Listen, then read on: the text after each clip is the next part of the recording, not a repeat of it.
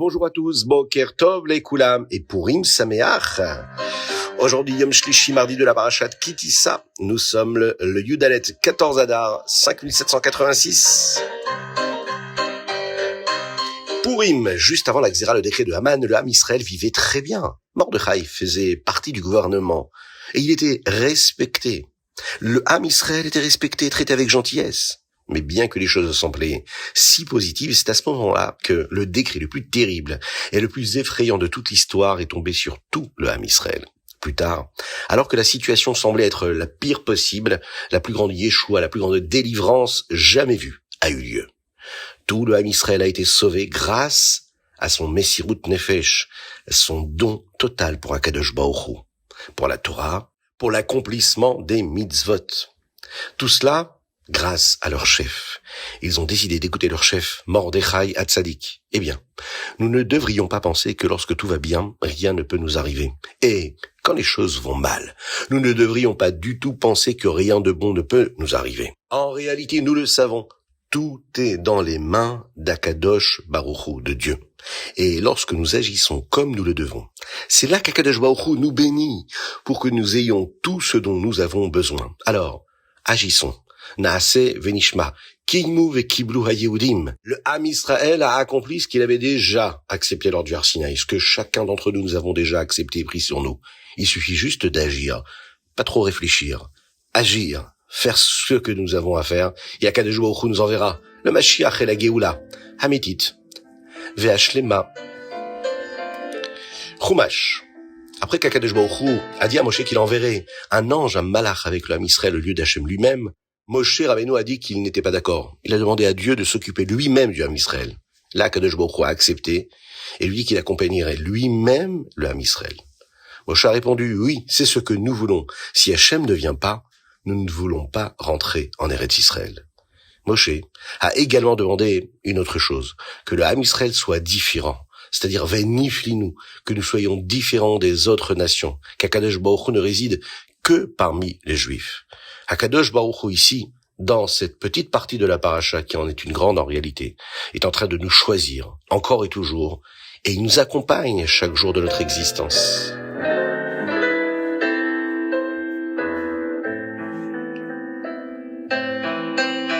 Teilim, aujourd'hui Yom Yudalet 14 Adar, et nous lisons du Teilim 72 au Teilim 76, du Teilim Ain Gimel jusqu'au Teilim Ain Vav. Et dans le chapitre Ain Gimel 73, il y a un verset qui dit ceci.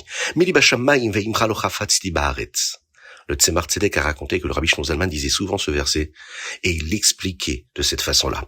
Ai-je besoin du ciel, Shamaïm, et je ne veux pas de ce qui est avec toi dans le monde. Le Rabbi Shlomo Zalman disait qu'il ne voulait pas ce qui vient avec Hachem, comme le Gan Eden, le Olam Haba, le monde futur. Il voulait seulement Hachem lui-même. Comment une personne se connecte-t-elle à Akadosh Baruch Hu lui-même?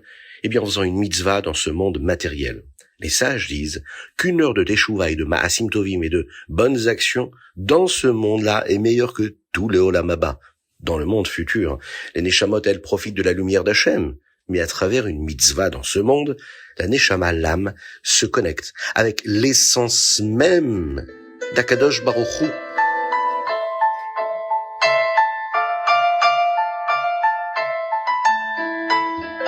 Tanya, l'écouter à Marim, Perek, Lamed, Dalet. Alors, vous savez qu'aujourd'hui c'est Purim. Et à Purim, on a l'habitude de se déguiser. La Chassidoute nous explique au sujet du déguisement. Elle nous dit qu'en réalité, on se déguise pour se rappeler que pendant l'année, on est véritablement déguisé. Cela veut dire que ce que nous montrons à l'extérieur, parfois, n'est pas réellement ce que nous avons à l'intérieur. À savoir notre attachement véritable, notre connexion avec l'essence même de l'infini du Saint béni soit-il. En effet, c'est pas seulement à Purim, chaque jour. Lorsque nous regardons le monde, il semble qu'il y a à voir beaucoup de choses différentes. Il y a différentes sortes de gens, d'animaux, de plantes, de pierres. Il se passe tellement de choses tout le temps. Et beaucoup d'entre elles peuvent même paraître étranges. Mais en réalité, il y a un seul Dieu qui est à l'intérieur de chaque chose, qui est partout, tout le temps, en tout. Il n'y a rien en dehors de lui. C'est juste que nous ne pouvons pas le voir. Il y a un masque, il y a un voile, il y a le déguisement de la nature. Il y a certains grands tzadikim qui ont été capables de le voir et de le ressentir toute leur vie. Comme les patriarches, les avot, Avraham, Yitzhak, Yaakov, les Nevi'im, les prophètes, Moshe Rabbeinu. Au moment de Matan Torah, le Ham Israël, lui aussi, a pu ressentir la présence de Dieu. Après Matan Torah, il y a eu le Mishkan. Akadosh Baruch Hu nous a demandé de le construire afin que nous ressentions l'unité d'Akadosh Baruch Hu. Quand Mashiach viendra, le monde entier le verra, et le masque qu'Hachem a mis sur le monde pourra être retiré.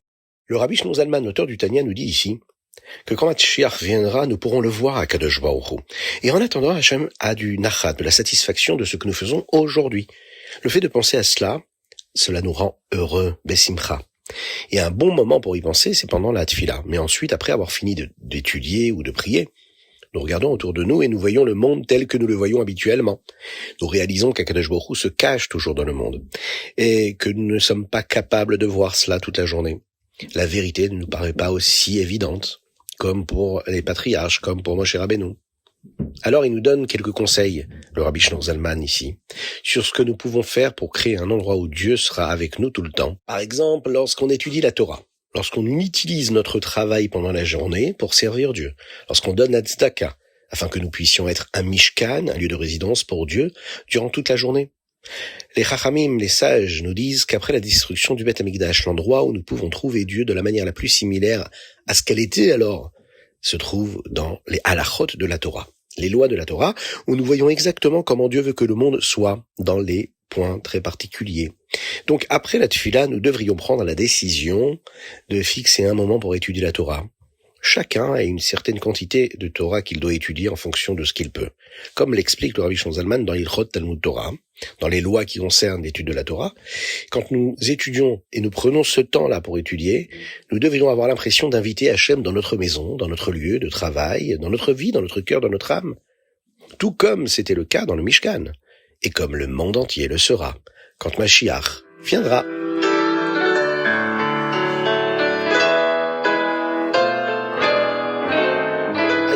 Yom Yud Dalet Adar 14 Adar. Nous commençons par le Yud Dalet Adar Aleph. Le Rabbi Marash a dit au Rabbi Rashav que son père, le Tzemar Tzedek, a choisi les Ma'amarim, les discours chassidiques de Likutei Torah, environ 250 d'entre eux, parmi 2000 Ma'amarim que le Rabbi Shlomo Zalman avait prononcés. Dans le Yud Dalet Adar Sheni, d'abord, nous apprenons quelques minagim, des coutumes sur la fête de Purim. Certainement de la Megillah sont lus de deux manières. La harog ou l'abed, ve la harog ou l'abed. Ou bien, veish lo amad bifnehem, veish lo amad leifnehem, avec un lamed.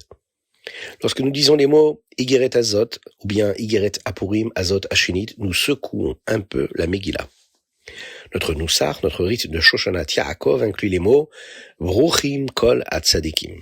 Le jour de Purim, nous disons à nouveau chez Echianu lors de la lecture de la Megillah, selon la coutume Chabad. Le Rabbi Marash a écrit une Megillah. Sa Megillah n'avait que les 10 fils de Haman sur une colonne séparée, et le premier de chaque colonne n'était pas Hameler, ce que certaines personnes font pourtant attention à écrire dans leur Megillah. Le Rabbi écrit également au sujet de 2 versions différentes d'un Mahamar dans le Torah Or sur la Megillat Esther.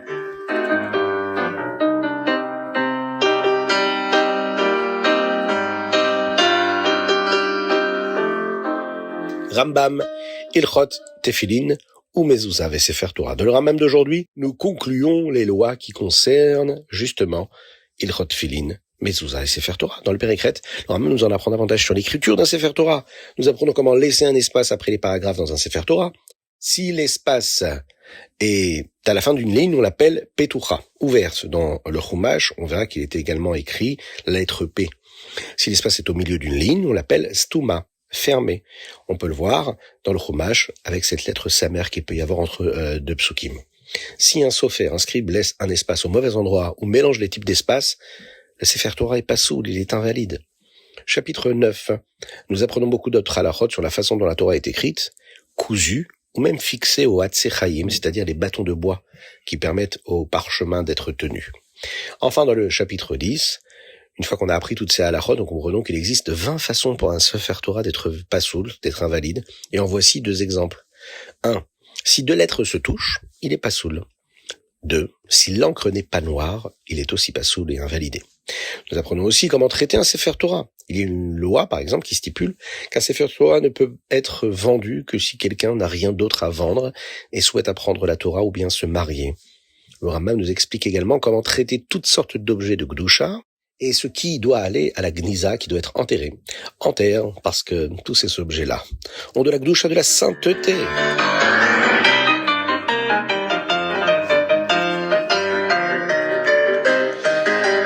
Et voilà, c'était le chitat du jour. N'oublie pas les mitzvot du jour. Écoutez la Megillah. Donnez de l'argent aux pauvres, matanot leivionim. Donnez les mishloach manot. Donnez un cadeau, un plat, un petit panier avec 2 mets au moins. Et il est important également de faire une belle Seouda, le Mishté de Purim, de se réjouir et de réjouir les autres, se soucier des autres et leur apporter beaucoup de joie et de bonheur. Et on va demander à Kadosh Baruch Hu de nous envoyer Mashiach maintenant, d'envoyer la Refoua Shelema à tous ceux qui en ont besoin. On pense très très fort à nos frères en Eretz Israël, on est avec eux. Et on demande à Kadosh Baruch Hu de les protéger. On demande à Kadosh Baruch Hu d'envoyer aussi beaucoup de force aux Chayalim qui se battent en Israël et en dehors d'Israël, pour que nous puissions vivre tranquillement et sereinement sur notre terre. Qu'Hachem nous envoie Mashiach tout de suite, que Dieu vous bénisse avec une belle refoua shelema pour Avraham Nissim Ben Sultana et David Ben Sultana. Purim Sameach et à très bientôt. Vous pouvez envoyer vos dédicaces, plus 33 6 21 37 24 52, ainsi que vos abonnements. Soyez bénis à l'infini.